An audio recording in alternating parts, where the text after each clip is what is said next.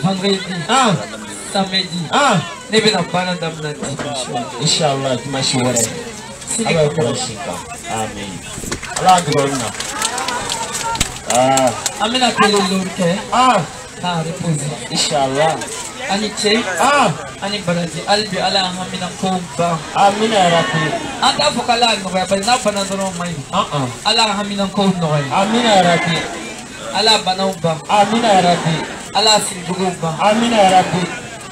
Algosa. Dusukuni. Ala sani. Amin ya rabbi. Ala noro dan dusukuni. Amin ya rabbi. Ala London. Amin ya rabbi. Kila kano Rama. Sisa. Naam. Comment promesse les nafo. On y met la balle dans la voiture. Naam. Ouf la baie à bouquet. Fokatana. Amena doke jamanai. Me fatiata jamanai. Wallahi. Aya fatiani. Avec Jabi jamanam. Fokatana. Fatiami amatala. A quel était imité Jabi. Wallahi. Koda tukane solo. Atukagbe. Fokatana.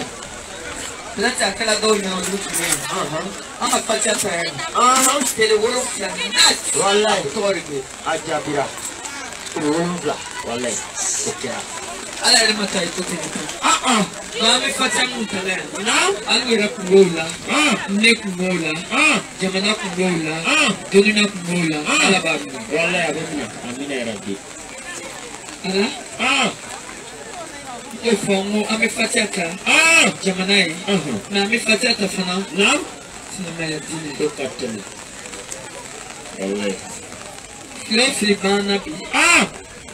O sababu. Naam. Oye. Ko jega do kumolo toli. Wallahi.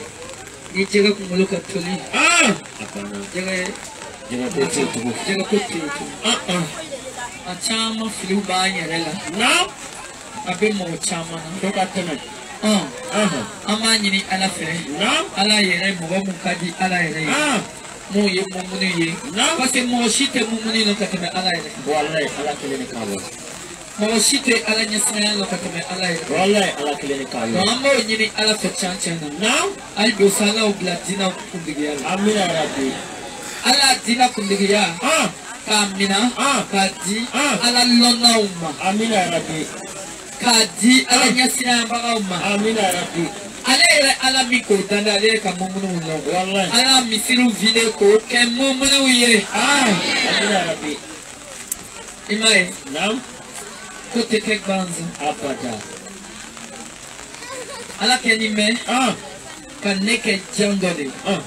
Ni kabla imai nanko ala amaye ka fingina ka filo subago mo na chani ko bebido. Wallahi bedo. O jankele ni. Atalaka sigi. Dina. Wallahi. Fokatana. Nini bola. Naam. Pacho watika kuma. Kani to bala na. O bebe wuli ki disina. Wallahi. Okisi. Ama solo. Ni lole ha. Wati mi mafongo jugia fason be edu. Wallahi. Olu fana bo le dawo. Atenye foyo ye reina. Wallahi. Go jigime na tike. Ama solo lana mo do bina wo. Wallahi. Ilana mo mi wulani. Make money for that. Sani be kuma fo bi sedare ke alai. Wallahi billahi tallahi. Ila na mo mi wulani. E pa be misiri la selani. E pi alla na ya tumaka ni. Awulila pa be ni ko ni kombatila. Wallahi billahi tallahi mo moniti. Wallahi mo bitte. Abada. Ala ni ne rete ala nyasina njonye. Ni ne refana. Be ife wona be ne bolo ka fraile ala ka mboy. Don't Tony, ma follow nyere abeti. Kasoro, ka la sedina to kono nana. Mais nam aisiki kafe. Wallahi. Charlie. Abeke. Wati mi mela ma fo jugu ya edo, jugu ya bebe do ne. Ala. Sinama ya jugu be wuli. Abebe boy. Oye wuli yere ko la la diona. Abana. Sinama ya jugu. Owuli oba misiru la oba kurana kalauna. Dina kuma ana sikaba bolo. Me obewuli ka disa tureni. Allahu akbar. Allah bokera. Amin. Parce que danani akuneni. Wallahi. Obena problemi solo adisa turekola. Kokanya. Ala na adisa ture yere. Na ni te ɲɔgɔn fɛ kana dɔw ni jaabi a banna Allahu akbar ni fɛn wɛrɛ b'a bolo min t'i ye kana dɔw jaabi a banna mais ni ne ala de y'a jigi ye ni a bɛ jigi ale yɛrɛ bɛ kɔntan ni ala kelen de ka fɛn wɛrɛ t'a jugu ma wallahi ala a teliya jɔnɔ ala jugu bɛɛ wuli o bɛ nɛni piya waati na kuma bɛ bɔ jɔn ala k'o kɛ amina yarabi ne yɛrɛ b'o de fɛ o wallahi ama ye a bɛna décourager pasine a bɛna dina dɔw ye a bɛna dina mɔgɔ dɔw ye o ka bon o bɛna wuli k'o da don kuma na wallahi an m'a fɔ ko juguya ye don ala jugu mun bɛ misiri kɔnɔ ala jugu mun bɛ dina kuntigiya la ala jugu mun bɛ dina kuma fɔ la imamu mun bɛ jɔ sɔnna ka sɔrɔ k'a kɛ misiri kɔnɔ imamu mun yadani bɛ imamu mun ye asidi ye ala o bɛɛ lawuli k'o bɛɛ yira jɔn na bi b'o fase k'o bɔ amina yarabi o bɛna yira jɔn na fo ka ɲa kama sɔrɔ o seko t'a la o bɛna bɔ k'o disi ta ka gosi disi la wallahi n b'a fɔ la ɲɛna n tɛ nkalon fɔ la ɲɛna ye n b'a fɔ la ɲɛna n ka kale ala de la n ko ne yɛrɛ a disa ni ma ɲi ala ye n bɔ yen wallahi ni ne yɛrɛ b'a la dɛ ala yira jɔn na ka n bɔ yɔrɔ nin na wallahi mais kuranna bɛ mun bolo olu ye ala juguw de ye wallahi ala jugu mun bɛ kuranna kalan na ala jugu mun bɛ dina ɲɛfɛ ala jugu mun bɛ misiriw kɔnɔ ala jugu mun bɛ dina laseliw la n ka bɔ olu le ma ala ni ne yɛrɛ b'a la n fara kan i fa se ka bɔ yen ka mumunu bila yen a bɛ ten mais Adisa ko nin tɛ ne diya a tɛ diya ne tun b'a fɔ a ɲɛna don dɔw ko ne ka ala deli o walasa ala y'a to ne y'ale présenter wallahi k'a fɔ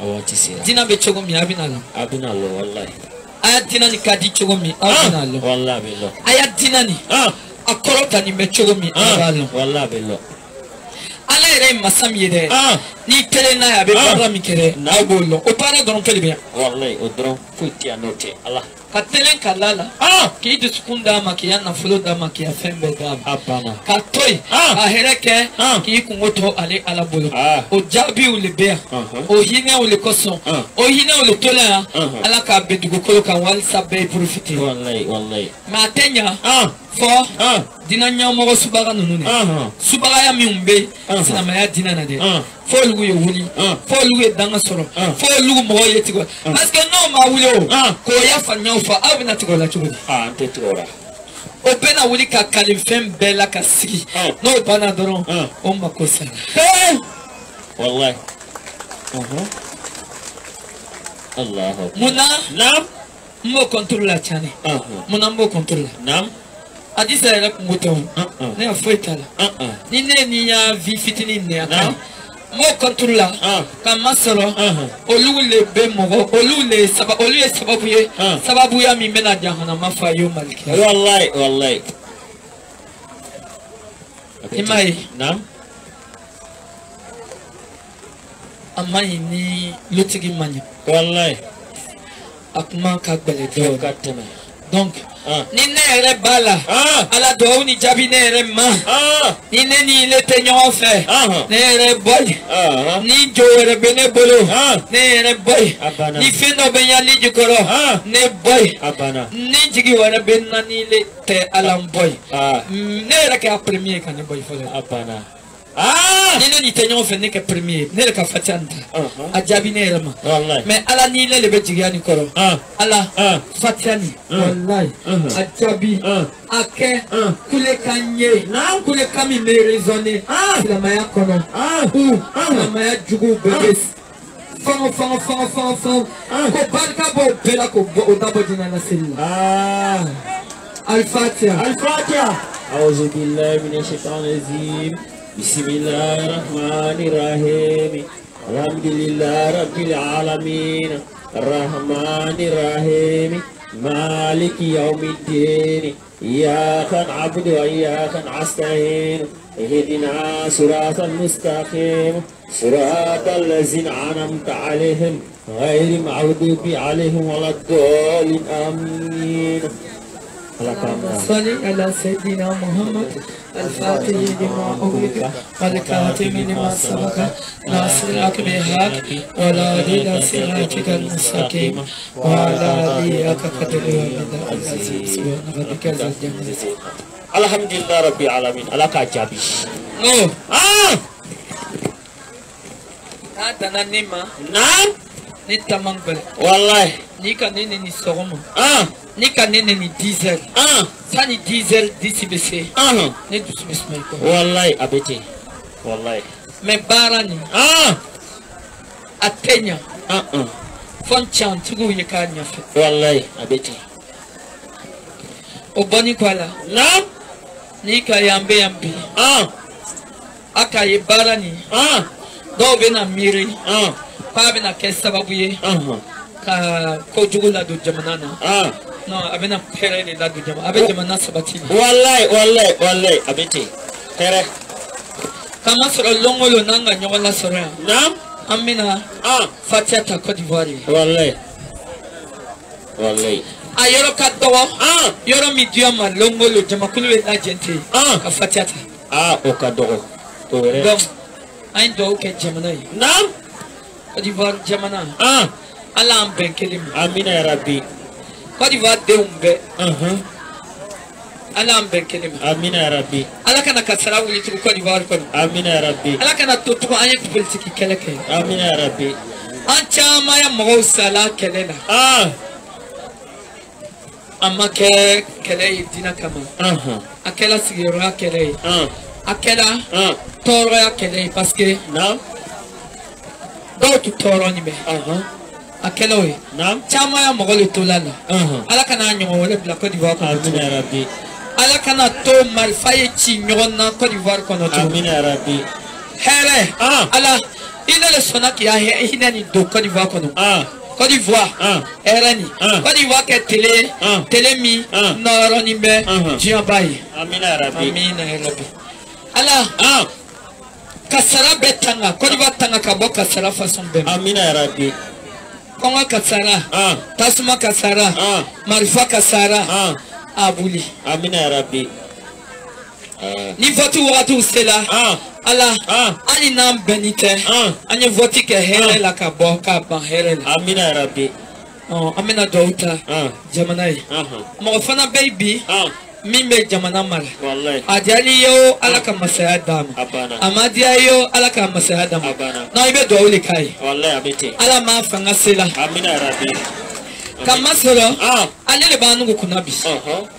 Donc ate ko yetugu min ka di mi ma di be do kai walsa ala fanga se sana ya atam fana be tara mo wala be wallahi bete ala min mena se ko di va ko o trisi ga kom amina Rabbi. Donc comme latige la ka ban ame do le ke sisa abe nya chogo mi ambe bulu parce que na tiena be chambe le bulu wallahi bete. Donc mo mi be jamana kuna bi ala fanga se amina Rabbi. Alibi, ala dusukun ke ka Côte d'Ivoire kanu. Amina Rabbi. Ala kanato, fitna be do dusukuna, kalambe ay kalala do jamana no. Amina Rabbi. Na fanga ban wakati sela, ala ban here. Amina Rabbi.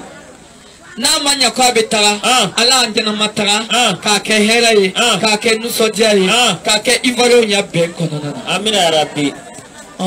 Allah, moi mi mena fna na kofe. Allah, harjige ko tigila, otigi ka la jabaraye, otigi ke moye, min ko son, jamana ni mesi zitugu. Amina Rabbi. Min dakadi jamana dimben. Amina Rabbi. Mi, parce que fanga, ale le kekadi kana ni balawi jamana. Wallahi abete. Albiosa, Allah, anya président, albiosa atega mina, adusu suma, jamana ni kolo, walsa, ameto, ben. Amina Rabbi. Côte d'Ivoire kono ankasha. Amen. Ousmane Mbe, Juro Be, Shewaro Be. Wallahi. Albiosa, Allah. Kalami tundo na dusku na ni nyonche o bo balimaya tuguni amesika nyogo soso me angana na ni fitana jamana kono ala jamana tigi fanga se amina Rabbi. ala tum kadine wa manzine wa na sigila kaba anka do kai wallahi abete. atukadi leo amadi leo na sirila ka ba kan ka do kai wallahi kan amma yo akai wo na la sona ka la siri ka fanga dama an kan ka do kai wallahi walisa au ma yele so abete algo sa ala nkeni me ka do fo duskun na ni ka fonda la ni me na nyere blala wallahi ala ni bara mi meni ni le ala masali bangni machema ala ika kolia fa ambeka yi parce que nkale nani oko wakati mi kome baraka la ni joye oki kale ala la nkale naya a video be wallahi ngoni ni ala kenyon fe wallahi mo jama kulietu écoutez ngome ni ala be nyon fe me wele ni kasi bladani mo kolia yi fa foka kabako wallahi akarati wallahi ala kake Allah akbar. Donc c'est ça. Non. Allah. Ni le benyon fait. Ni le betigia nina. Baou ya dala ko parce que olu kolona bopolo. Munaima dolum. Atekete. Dala ka fait mi ka metugole ko. Wallahi. Donc c'est ça. Non. Ni le benyon fait Allah. Côte d'Ivoire fa. Fa ka Dieu ko bako. Amina rabbi. Ame fatiata. Non. Nina dugu jamana sabatibi abete jamana deu akana mire ko kasara do jamana ko na ni sogoro ni ko ko dunuya ikulu reba ko iba ko no da wallahi ai ni dabla ali ni mo me fangala na mandai akana kasara ni ka dugu ko wallahi abe do le ke ala bena ni mo nyuma ye chomi kada ya bo do like ma te kasara ni akada ya manayo ala ka kaya famai donc ala barka do amina rabbi ala barka do jamana amina rabbi al-fatiha a'udhu billahi minash shaitanir rajim bismillahir rahmanir rahim alhamdulillahi rabbil alamin arrahmanir rahim maliki yawmiddin iyyaka na'budu wa iyyaka nasta'in اهدنا صراط المستقيم صراط الذين أنعمت عليهم غير المغضوب عليهم ولا الضالين Albiosa ala nyakata amina rabbi anyere ala yafama ame safula ifo amanga nyasri ame fatia ta anyere wallahi ai fatia mutu nyona ame saka bara to continue abete ala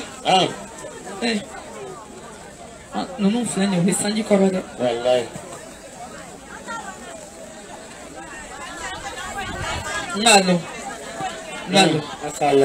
ngalo akalo o flani o sanji korada wallahi nene bola wallahi na folo tigi bo chema wallahi fantam bo chema wallahi lutigi bo chema nam dina ba bo chema wallahi mumuno bo chema wallahi mumuno kacha chema wallahi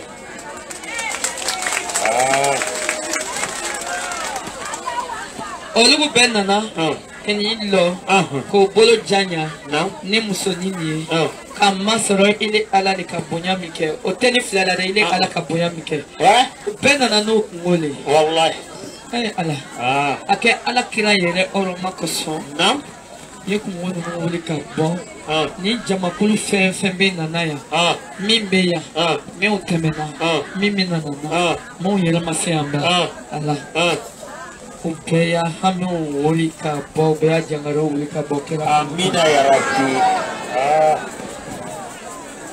ala ya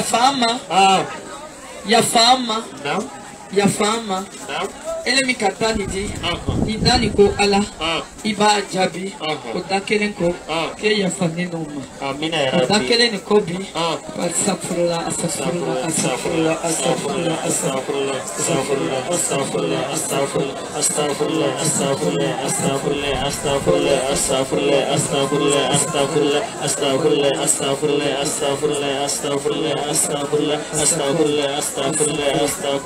udakele ni funako pili alaikele la ilaha illallah la ilaha illallah la ilaha illallah la ilaha illallah la ilaha illallah la ilaha illallah la ilaha illallah la ilaha illallah la ilaha illallah la ilaha illallah la ilaha illallah la ilaha illallah la ilaha illallah la ilaha illallah la ilaha illallah amai wallahi amai ame la ila ila la mi foya ala ma ben ke la nen kono ka limenya kari aduskun amina ya rabbi walisa na bola na ko la ila ila la jugu ya ikule na ko ala na ko ala dono jugu ya ikule amina ya rabbi Allah donc ame a continuer ni mieux oh Allah jugu ya bina plus Allah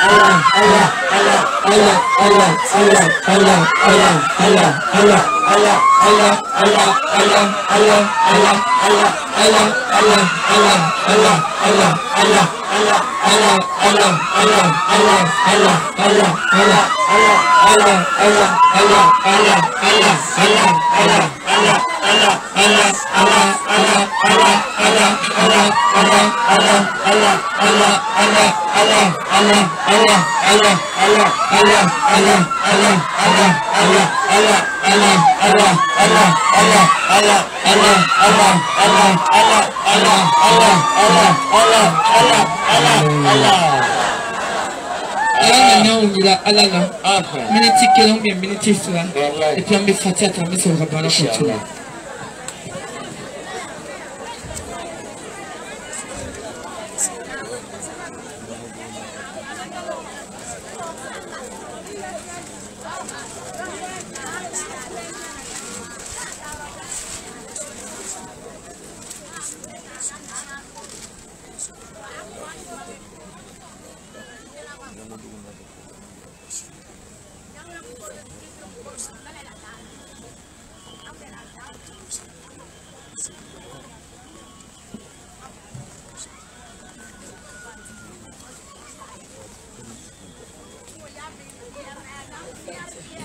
الفاتحة أعوذ بالله من الشيطان الرجيم بسم الله الرحمن الرحيم الحمد لله رب العالمين الرحمن الرحيم مالك يوم الدين إياك نعبد وإياك نستعين اهدنا صراط المستقيم صراط الذين أنعمت عليهم غير المغضوب عليهم ولا الضالين آمين.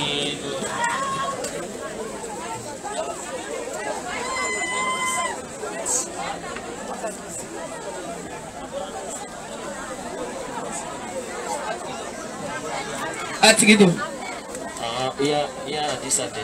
Adisa. Akili bana anga musomi kala tubijo e ulonko songa to bi ko Adisa. Aflen goromuso. Ba konna na ni fendo e goromuso. Paka nasimi kwa bola nu. Ngobon. Ara ina fo. Ngobon ne bola nu na afleni. Ngobon ne ba kwa ngobon.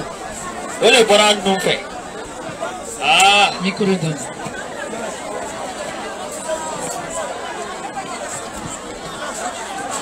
Monte que dans Berlin, quand on veut faire tout vite de la main là, on va y encore faire. On va y aller là, on va y aller tout. Micro.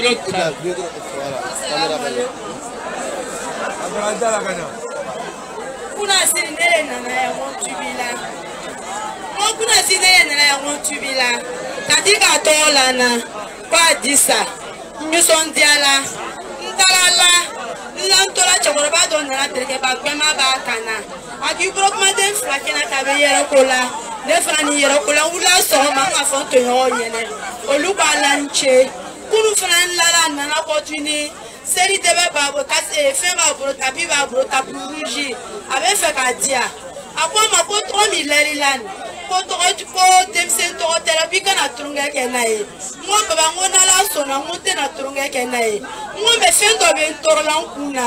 ngone be fengi ba bongo me yere soro ngo fate ngala sirata chowa minan ngo mibe kunangi ya bo akola ko problem tala ko so mani wurila kia fo bisimna ramana yim koni tati adisa ram ya kama ko yon problem kuna ka be na bo ngo ngame so ma wurila ntem so te ngo be barokela nyente sira ka kuma ngo fendo be nyuna fiya nga contentimina mabe ngwena na bola be so kwa be taga oluka so dia kwisigi ngo ngame nsigi no be kuma na tesira ka kuma nga nasita kuma nasika nga bla nyukoro Nisigila nga kumla so kono mbraka tuso ntoslamike nga yefendole abefende ira kulila mpola kamera wata tumasa ira tubeta mana kamera dendo ire kata kabla so kono so mana na ngome na yira nkungoro memle na ma ire soro ba kungoro timbe nkungoro sise ne nkungoro bentimna don depuis ire lambe so ko to yo ka nguru ko foyena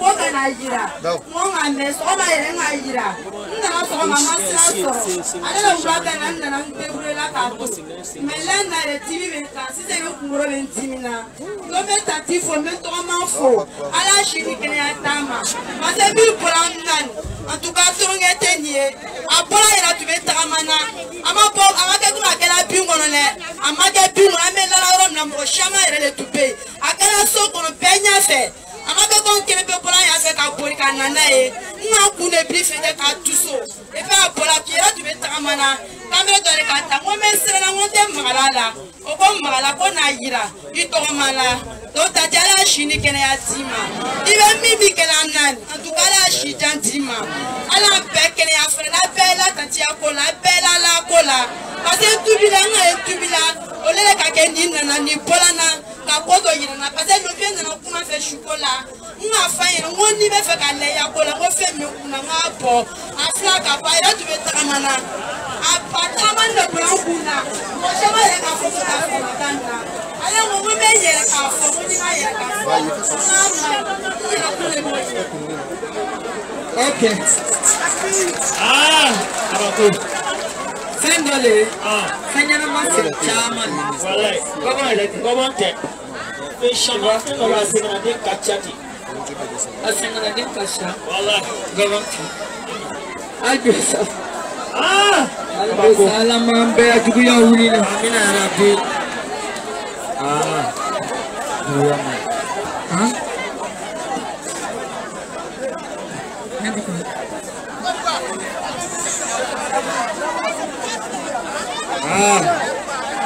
abako bawona be fakana kumafe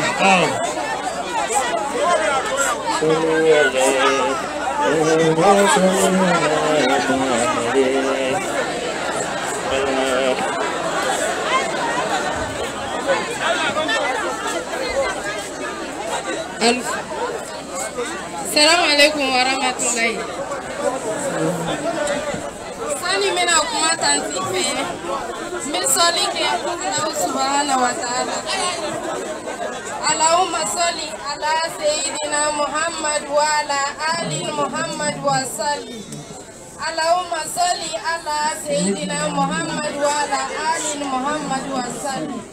Allahumma salli ala sayyidina Muhammad wa ala ali Muhammad wa salli. Allahumma salli ala sayyidina Muhammad wa ala ali Muhammad wa salli. Ala kain tanti kain ala kana mwashi jigindaya ne milon flenie ne sangitane ke kono dimina wallahi maden soro nga Burkina ke ka Mali ke ka Côte d'Ivoire ke melo minana na tanti akuma me nana tengerela nana la mese koraka taranka intisi kasi kokata nse koraka nana flata lomina nga flake kono bolaka shi mercredi souffle kono bolaka shi ka dube lamsalo soma nya haida nana nkono mandimi metanti fo metanti barkala ala kai wa bio mai ala kai wa bio mai ala kai sa na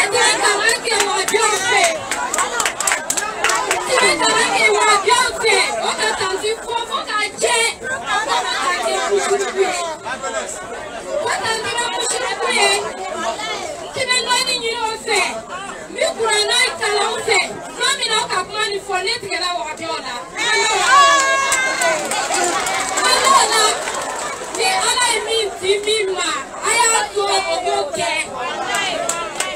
ni ala ka min kɛ min ye a y'a to o b'o kɛ ala de ka dɔnni di tanti ma ala si ni kɛnɛya d'a ma ala barika fara a fɛ kan n bɛ min ɲini ala subahana wa taala fɛ mɔgɔ o mɔgɔ n'a ma ɲɛnɛ n'a ka jigi la tanti kan ala y'a tigi ka bana wuli ka ala ye sababu ɲuman kɛ bɛɛ lajɛlen ye ala ka mɔgɔ si jigin tɛ yan ala ye jigi sigi bɛɛ kɔrɔ ala ka ɲi tanti ka ɲi n bɛ tanti fɔ ka tanti barika la furucɛ ɲuman fana ka ɲi n'i bɛ furucɛ ɲuman dɔn jigiya la sara furu ka ne ka ɲa ne ka sanji 10 de kɛ kɔrɔdimi na furucɛ a ka n ta ka jamana bɛɛ yala ni ye mɛ n ma kɛnɛya ni wari bɔ sela a bɛ wari bɔ san bɔ n bɛ kɛnɛya mɛ ɲɛ sababu nana don min na tantiya fila de kɛra sababu ye n bɛ tanti fo n b'a barika la a ye dugawu kɛ furucɛ ye a bɛ nafa sɔrɔ n bɛ sigiyɔrɔ min na walayi sigiyɔrɔ ka gbɛrɛ n'i bɛnna sigiɲɔgɔn jugu ma walayi diɲɛ bɛ nɔgɔ bɔ i la tanti bɛ dugawu kɛ furucɛ ye a bɛ hɛrɛ sɔrɔ n bɛ bɔ sigiɲɔgɔn jugu cɛla cogoya min na walahi bilahi furu ka di n ye mɛ sigiɲɔgɔn jugu k'a lɔgɔ bɔ n na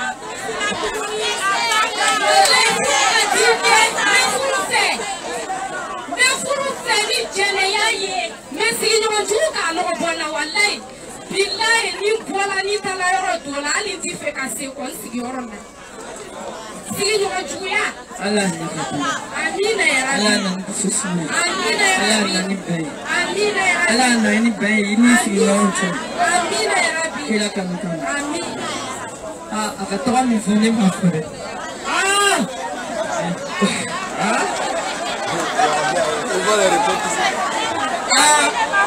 c'est pas bien an delila k'a ye n ka dɔ t'a dɔn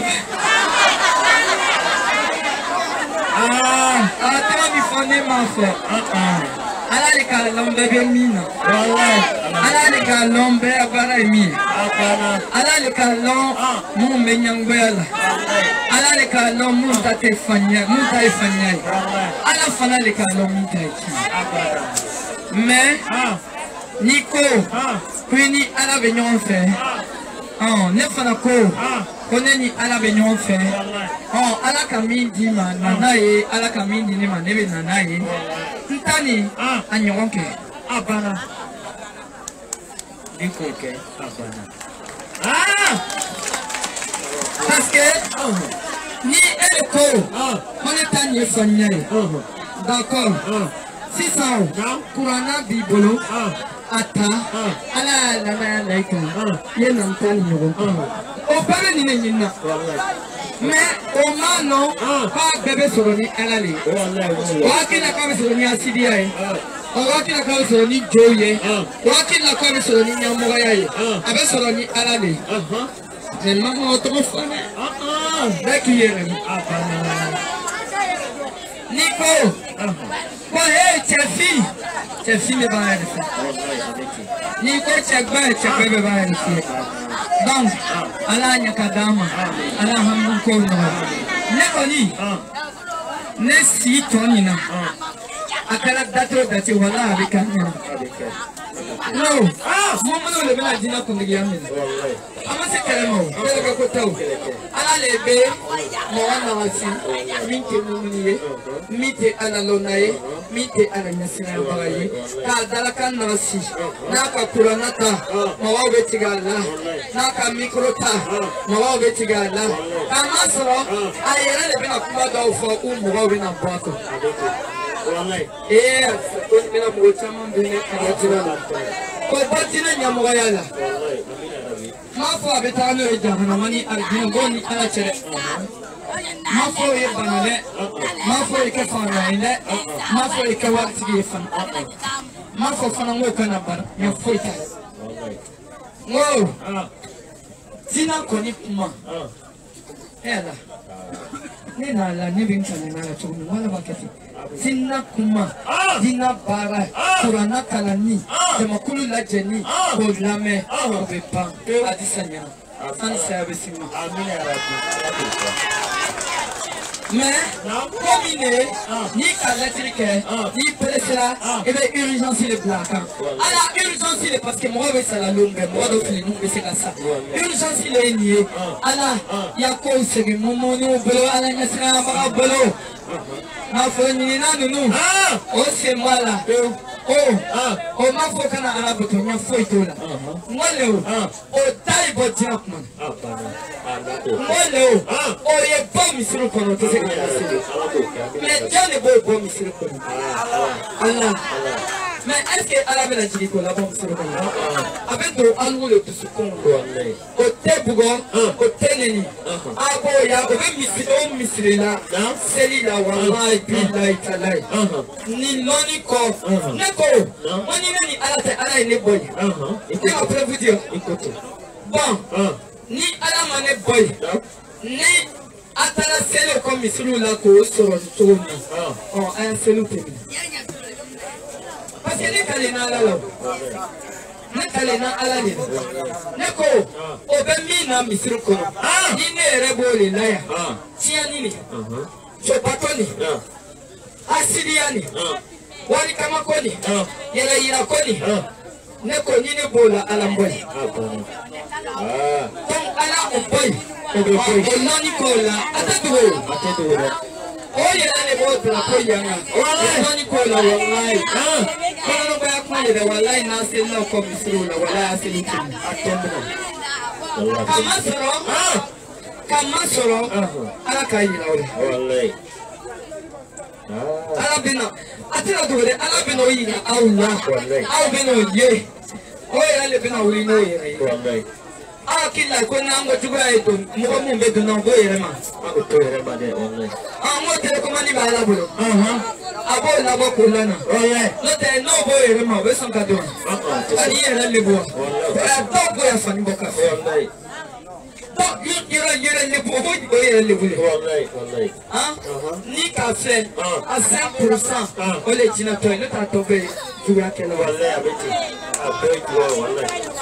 Ah, on va à te courir les bois. On va donc pas les camps, on va souvent donc bien. Ah, diable à tout. Ah, oh, elle est malade. Mais à la Djougou, mais à la poigne fait. N'est pas son père.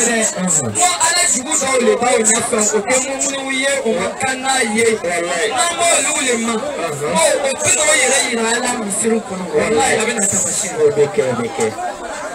Oh, c'était la caméra là.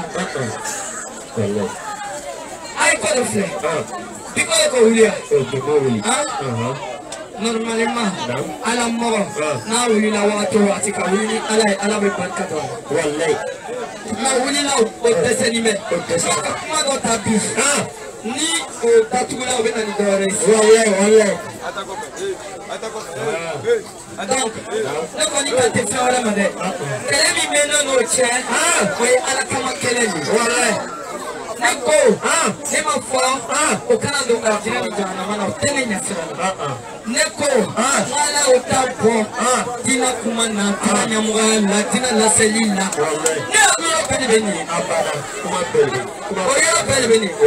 Comment sur un bel c'est là Neko les frères, mais je suis mais gagner à la télé. Il gagnera d'abord. Il gagnera à la télé. Il gagnera. Comme sur le Chiracan, non Chiracan, Kachikambo, avec Tigina, mon massé, ni Yoronimo. Allah, il n'est rien. De faire le bateau là, Kafraïka, n'est rien que premier qui est pour.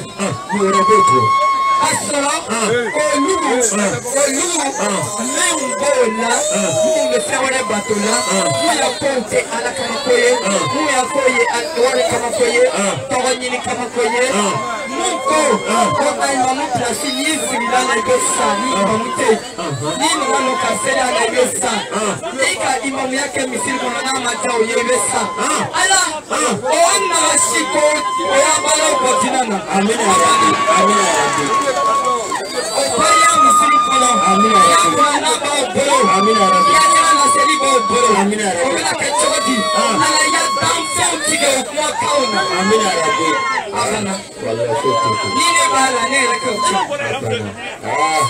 ma beseni Allah ni no benyona ala kama kole wallahi ma fanya na mo betulla ala le ka lo ni betulla we ko sokuma ni ma fo ala ni se ala le ka fendo ni lo fami fana bani ni me anyabala abeti dongo toli ni ne ka fo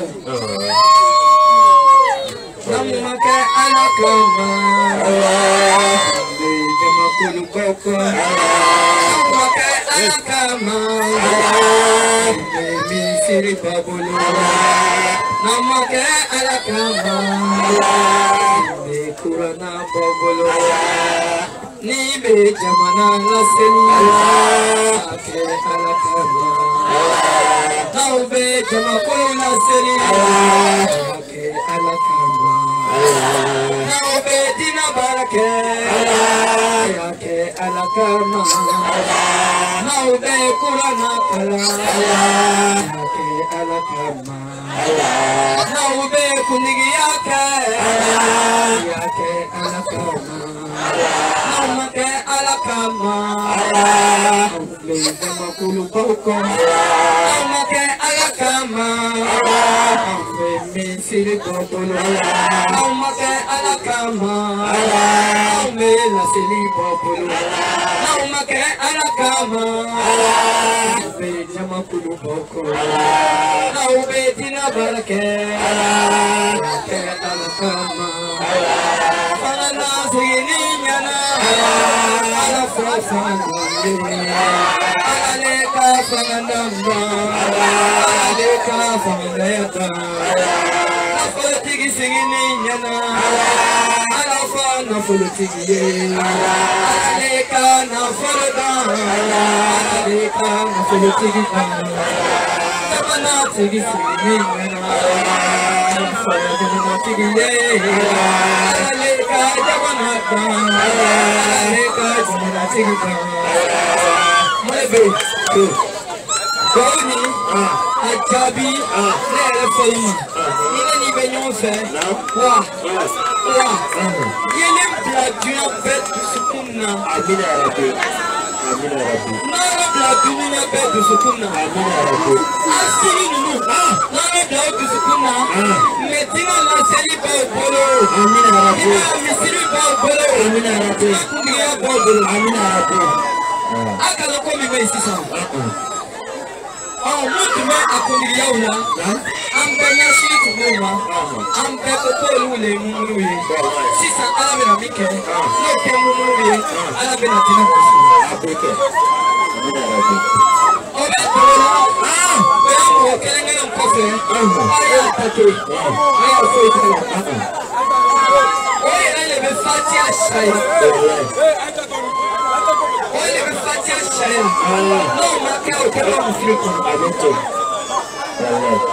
Jamau nefani se foi tele wallahi koko se ka sabe sake nete na ala pese ka peke ka bana pese ka kido ala boko wallahi na isa pese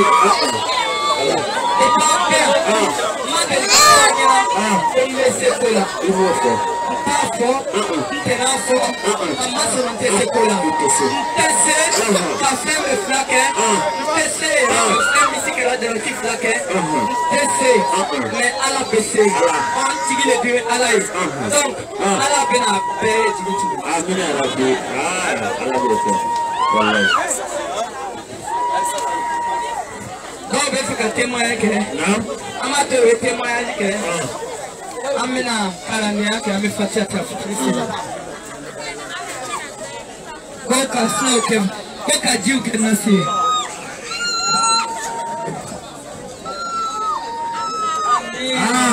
Nasu kera nasu. Ne te kera bomana tugu. Bismillah.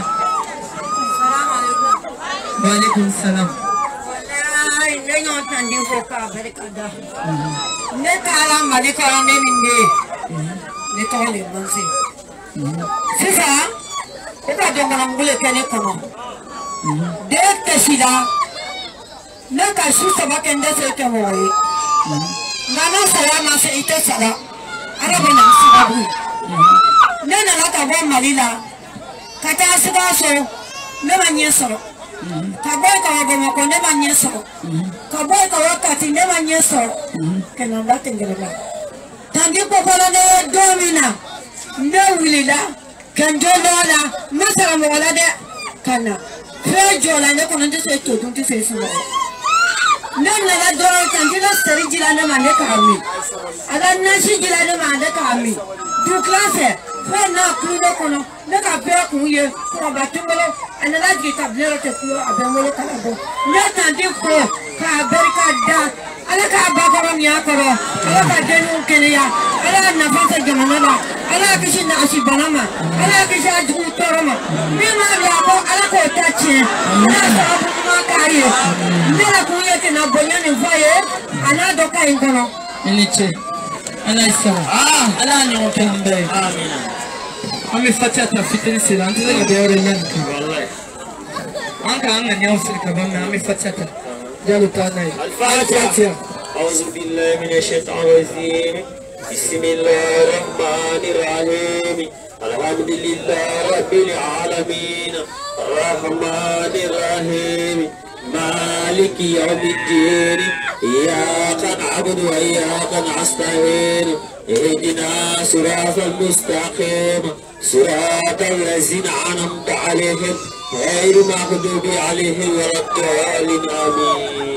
Akana nyina kashne ko sini so ma na salamu amene wo so.